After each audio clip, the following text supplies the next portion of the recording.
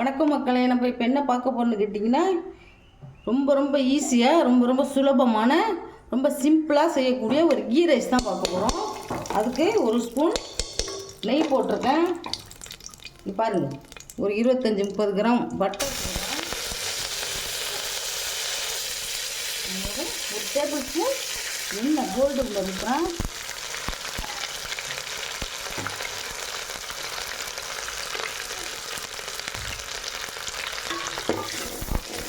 Butter கரைஞ்சதும்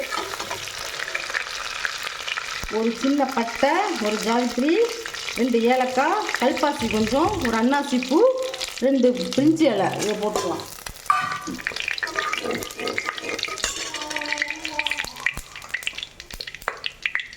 நான் 200 gram rice எடுத்துருக்கேன். அதுக்கு 3 பச்சை மிளகாய், ஒரு பெரிய வெங்காயம் போட்டு,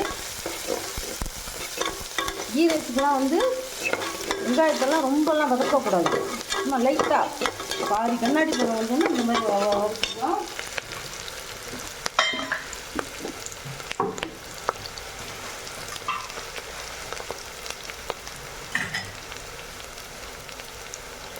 இங்கே பாருங்கள், நான் புதினாவை அந்த இலையெல்லாம் ஆஞ்சி வெயிலில் காய வச்சுருக்கேன். இந்த மாதிரி நீங்களும் வச்சுக்கோங்க. இதை வெயிலில் காய வச்சு நம்ம டப்பாவில் ஸ்டோர் பண்ணி ஃப்ரிட்ஜில் வச்சுருந்தோம்னாக்கா அது 2-3 மாதம் வரைக்கும் அப்படியே கெட்டு போகாமல் இருக்கும். அந்த ஃப்ளேவர் அப்படியே இருக்கும். பார்க்க தான் காஞ்ச மாதிரி இருக்கும். வதக்கும் போது பார்த்திங்கன்னா அந்த புதினா ஃப்ளேவர் அப்படியே இருக்கும். அது கொஞ்சம் போட்டுருக்கேன். ஒரு கொத்து கருவேப்பிலை,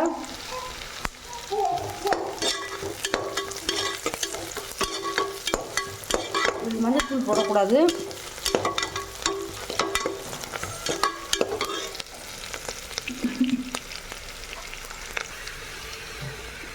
இப்போ பாருங்கள், எல்லாம் போட்டு நல்லா வதங்கிருச்சு. இதில் நம்ம 1 டம்ளர் தேங்காய் பால் ஊற்றணும். எங்கள் வீட்டில் கரண்ட்டு போயிடுச்சு. இன்றைக்கி ஷட்டவுனுங்கிறதுனால கரண்ட் இல்லை. அதுக்கோசரம் நான் என்ன பண்ணுறேன், காய்ச்சின பசும்பால். இப்போ இதால் நான் 2 டம்ளர் அரிசி எடுத்துருக்கேன். இந்த டம்ளரால் 2 டம்ளர்னால் 4 டம்ளர் தண்ணி ஊற்றணும் இல்லையா? அதுக்கு பதில் 1 டம்ளர் பால் ஊற்றுறேன். தேங்காய் பால் தான் ஊற்றணும். கரண்ட் இல்லை, அதனால் அரைக்க முடியல. பால் ஊற்றிக்கலாம், ஒன்றும் பிரச்சனை இல்லை. ஊற்றிட்டு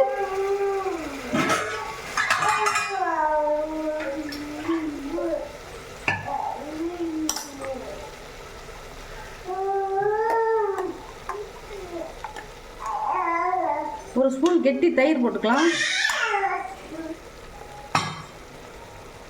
இப்போது 1 டம்ளர் பால் ஊற்றிட்டேன். இன்னும் 3 டம்ளர் தண்ணி ஊற்றுறோம். 2, 3, 4 டம்ளர் தண்ணி போட்டிருக்கேன். அதால் 2 டம்ளர் அரிசிக்கு 4 டம்ளர் தண்ணி.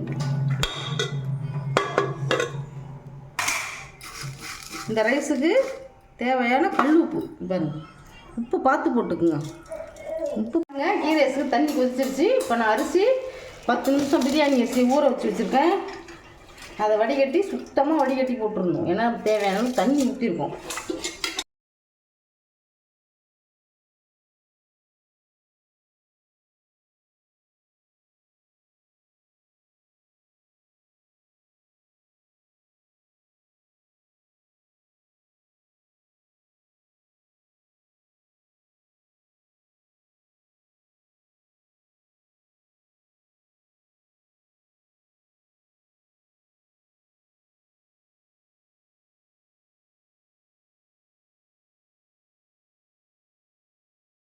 குக்கரில் கீ ரைஸ் செஞ்சோமா, அதை எடுத்து ஒரு தோசைக்கல்லில் தம் போட்டு ஒரு 20 நிமிஷம் கழிச்சு பாருங்கள்.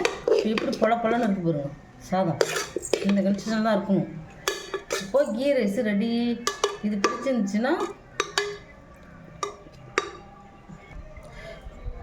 இந்த ரெசிபி உங்களுக்கு பிடிச்சிருந்துச்சுன்னா ஷேர் பண்ணுங்கள், லைக் பண்ணுங்கள், சப்ஸ்கிரைப் பண்ணுங்கள். யாருமே சப்ஸ்கிரைப் பண்ணாமே பார்க்குறீங்க. தேங்க்யூ, பாய்.